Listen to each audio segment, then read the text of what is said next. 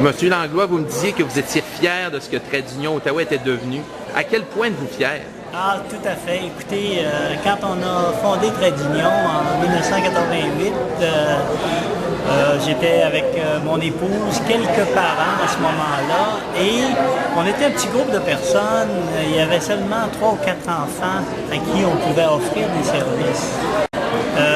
Je regarde aujourd'hui, je suis allé me renseigner tout à l'heure, on me dit, bon, écoutez, on est rendu, on a à peu près 180 clients et on dessert à peu près 160 familles. Alors, ça fait...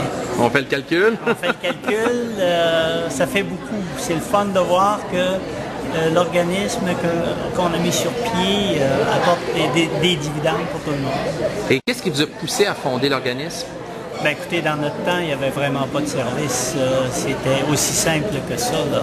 Il a fallu foncer les portes pour obtenir au point de départ le transport pour les jeunes en bas de 4 ans, parce qu'ils ne voulaient rien savoir de ça. Donc, ça a été des lettres au ministre des Transports, ministre de l'Éducation. D'autant plus qu'à ce moment-là, notre fils recevait des services en Ontario, parce qu'il n'y avait strictement rien au Québec. Alors, finalement, on a réussi à gagner des petites batailles.